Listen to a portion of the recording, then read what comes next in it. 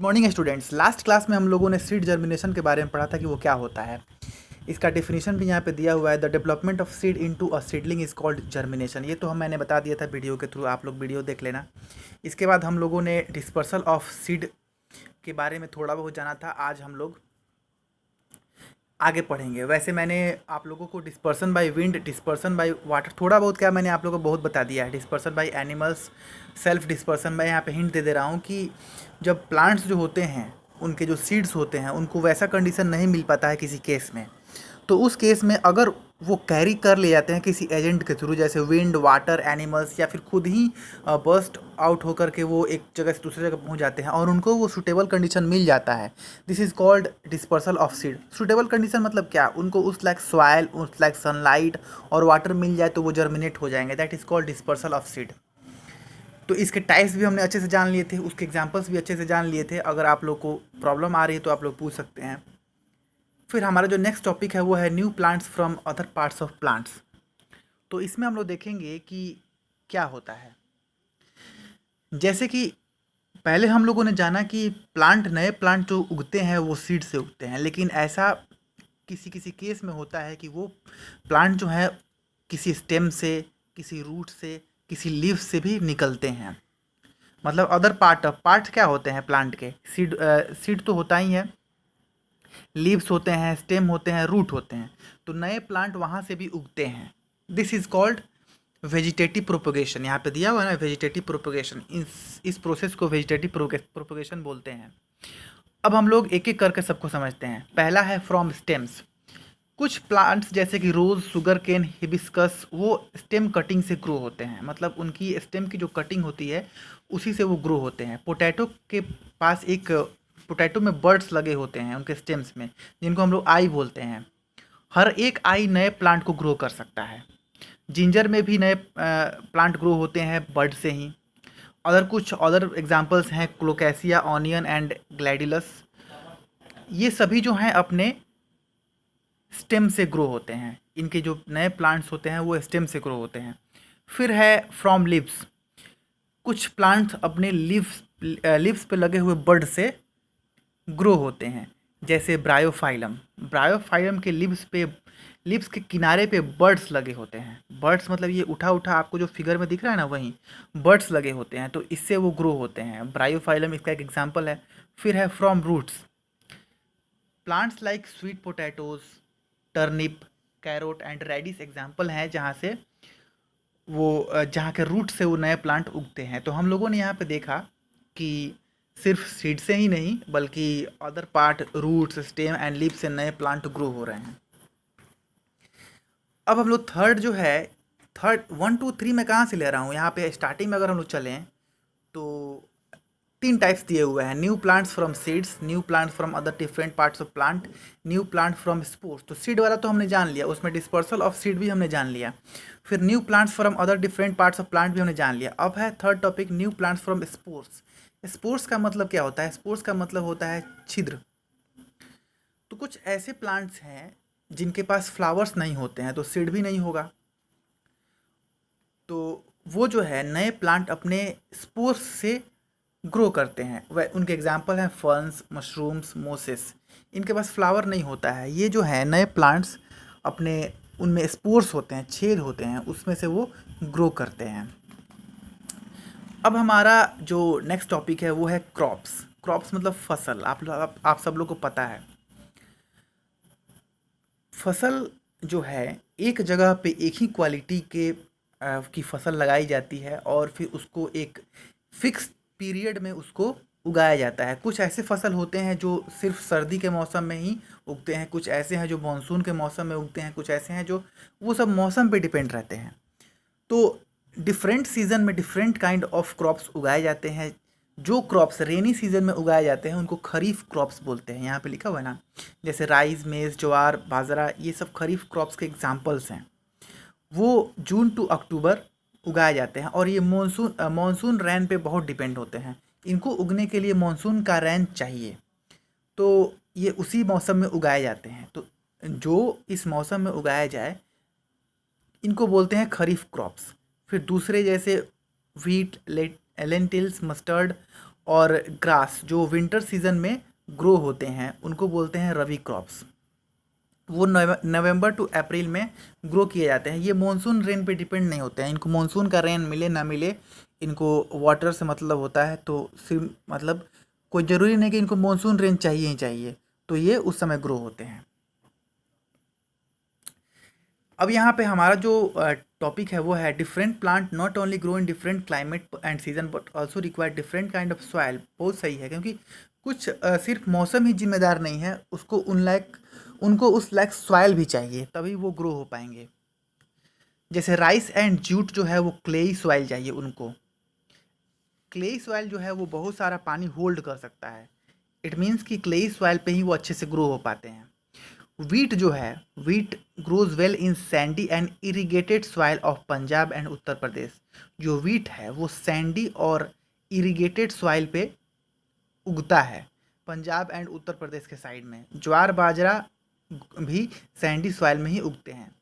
Coconut भी Sandy soil में उगता है नियर द कोस्ट, मतलब कि समुद्री तट के आसपास ही वो उगता है, क्योंकि समुद्री तट के आसपास वैसी मिट्टी होती है जो कोकोनट को चाहिए, सैंडी सॉइल।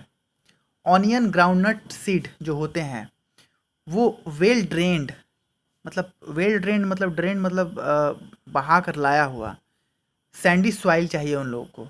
टी प्लांट जो है उनको मॉइस्ट सॉइल चाहिए। सैंडी सॉइल मतलब कि वैसा सॉइल जिसमें सैंड मिक्स्ड हो, सैंड की मात्रा हो। मॉइस्ट सॉइल मतलब जिस सॉइल में नमी हो। टी जो है, जो मॉइस्ट सॉइल है वो मोस्टली हिली एरियाज़ में पाया जाता है, जहाँ पे बहुत सारी बारिश होती है। तो वहाँ पे आप लोग देखेंगे कि जो टी की खेती है वो हिली एरियाज़ में ही की जाती है। तो हमने यहाँ पे देखा कि प्लांट्स जो हैं वो मौसम पे तो डिपेंड हैं ही, ये तो फैक्ट है, लेकिन साथ साथ उसके वो सॉइल पे भी डिपेंडेंट है। फिर हमारा नेक्स्ट टॉपिक है वेजिटेबल्स। सबसे पहले देखिए यहाँ पे जो टॉपिक है उसको समझने की हम लोग कोशिश करते हैं।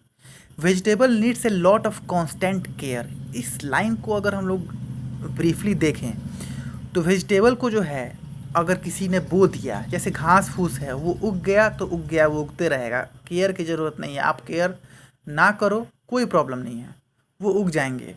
लेकिन जो वेजिटेबल्स हैं उनको समय से जो उनको जो भी चीज़ उनको चाहिए, समय से वाटर उनको चाहिए, ये सब उनको देना पड़ता है। उनको वाटर रेगुलरली देना पड़ता है। जैसे vegetables like cabbage, cauliflower, radish, bean and pea वो विंटर में उगते हैं, और ब्रिंजल, पम्पकिन, कॉर्ड और लेडीज़ फिंगर जो समर में उगते हैं। और कुछ ऐसे वेजिटेबल हैं जो पूरे साल उगते हैं, उनको मौसम से एवरग्रीन है वो, उनको मौसम से कोई लेना देना नहीं, वो हमेशा मिलेंगे। तो फिर भी सब्जी जो उगती है उसको टाइम टू टाइम पानी देना पड़ता है, उसका केयर करना पड़ता है, लेकिन घास फूस का तो नहीं करना पड़ता। इसीलिए वेजिटेबल जो है वो जो उगाता है वो उसकी केयर करता है। फिर हमारा नेक्स्ट टॉपिक है एग्रीकल्चर। एग्रीकल्चर मतलब होता है कृषि, आम भाषा में बोलें तो खेती करना। हमारे रोज़मर्रा की लाइफ में हम लोग वेजिटेबल्स खाते हैं, फ्रूट्स खाते हैं, पल्सेस खाते हैं, डिफरेंट काइंड ऑफ क्लॉथ्स पहनते हैं। ये सभी जो है प्लांट से मिलते हैं। और प्लांट किससे उगते हैं, मतलब प्लांट ऐसे थोड़ी ना कि अपने आप उग जाते हैं। अगर अपने आप उगेंगे भी तो एक अलग अलग करके उगेंगे, तो फिर उतना कौन उनको जा कर के ढूंढता फिरेगा। तो एक स्पेसिफिक जगह पे उनकी खेती की जाती है, उनका केयर किया जाता है, फिर उनको समय से हार्वेस्ट किया जाता है, और फिर उसको हम लोग को उसके बेनिफिट्स मिलते हैं।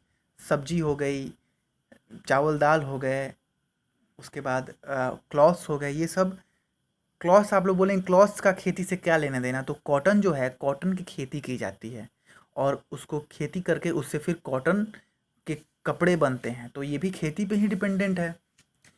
तो इसके कुछ प्रोसेस होते हैं, कुछ स्टेप होते हैं। तो हमने एग्रीकल्चर के बारे में जान लिया। The practice of growing plants on a large scale is called agriculture. जैसा कि मैंने बताया कि अगर छोड़ दिया जाएगा कि हाँ नेचर हम लोग को देगा, तो वो देगा, लेकिन कहाँ देगा, कहाँ पे उगेगा, कोई गारंटी नहीं है। तो एक स्पेसिफिक जगह पे खेत में उसको लार्ज अमाउंट ऑफ खेती की जाती है, दैट इज़ कॉल्ड एग्रीकल्चर। अब उसके कुछ स्टेप्स होते हैं। पहला होता है ploughing. Ploughing is the digging up of soil to prepare it for growing crops. Ploughing जो है वो हल चलाना, आप लोग सिंपल लैंग्वेज में समझ सकते हैं। ये क्या करता है कि सॉइल को लूज कर देता है, जिससे आसानी से उस पर फसल बोया जा सके। फिर होता है manuring. The soil is made fertile by adding manure और फर्टिलाइजर इनटू इट। अब जो सॉइल होता है वो उतना उसमें न्यूट्रिएंट्स नहीं होते हैं, तो उसमें फर्टिलाइजर्स और मैन्योर ऐड करके उसको फर्टाइल बनाया जाता है, मतलब उपजाऊ बनाया जाता है। Manure is obtained from plant and animal waste. Manure जो है वो प्लांट और एनिमल वेस्ट जैसे कि गोबर एट्सेट्रा से ऑब्टेन किया जाता है। ये सॉइल में न्यूट्रिएंट्स ऐड करने में हेल्प करता है। फिर है सोइंग सीड्स, मतलब बीज का बोना। Healthy and ripe seed of the best variety are selected and sown. Plant grow from the seed. Seed को बोया जाता है, यहाँ पे जानबूझ के बोया जा रहा है, उनको पानी दी जा रही है, उनको सनलाइट मिल रहा है, सॉइल तो पहले से अवेलेबल है तो उगेंगे ही, जैसा कि मैंने पहले बताया। उसके बाद irrigation. In some field water is simply released into the field, it help to supply sufficient water to. फिर उसकी देखभाल की जाती है, उनमें वाटर प्रोवाइड किया जाता है टाइम टू टाइम, जिससे वो उनको जो चाहिए वाटर वो मिल पाए और वो उग पाए। फिर होता है स्प्रेइंग पेस्टिसाइड्स। अब कीड़े ना लग जाएं, कीड़े भी होते हैं जो अगर खेत में घुस जाएं तो उसको बर्बाद कर सकते हैं, तो कीड़े ना लग जाएं उस केस से बचने के लिए पेस्टिसाइड का छिड़काव किया जाता है, स्प्रे किया जाता है ताकि कीड़े ना लगे।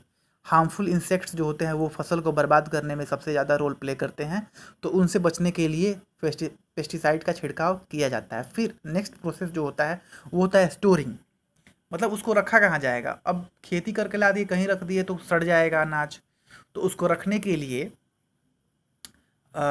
malts grow easily in cold and damp places, so grains are always stored in dry and well ventilated rooms। उनको ऐसे जगह पर रखा जाता है जहाँ जो सूखा जगह हो और जहाँ अच्छे से उनको हवा मिले। वेंटिलेटेड मतलब हवा मिलने के लिए वो उसमें होल बनाए रखना जिससे उनको हवा मिल पाए। ऐसा नहीं कि पूरा एकदम पैक्ड रूम है उसमें हवा जा नहीं रहा तो सड़ जाए, खराब हो जाएगा। Pesticides are spread and in and around the place before storing to prevent insect and rats from eating the crops. जहाँ पे स्टोर किया जाता है वहाँ पे भी पेस्टिसाइड्स का छिड़काव किया जाता है, क्योंकि स्टोर किया जाएगा तो वहाँ पे चूहे कीड़े ये सब आ सकते हैं और ये एक बार घुस गए तो फसल को बर्बाद करके ही छोड़ेंगे। अब हमारा जो ये चैप्टर है वो ख़त्म हो चुका है। इसमें हम लोगों ने बहुत अच्छे तरीके से प्लांट कैसे उगते हैं, रिप्रोडक्शन इन प्लांट्स क्या होता है, ये हमने जान लिया। अब आप लोग का वर्क जो है वो ये है कि आप लोग इस एक्सरसाइज को करेंगे। यहाँ पे टिक द करेक्ट ऑप्शन है, उसके बाद फिल इन द ब्लैंक्स है, उसके बाद ट्रू फॉल्स है, फिर क्वेश्चन आंसर है।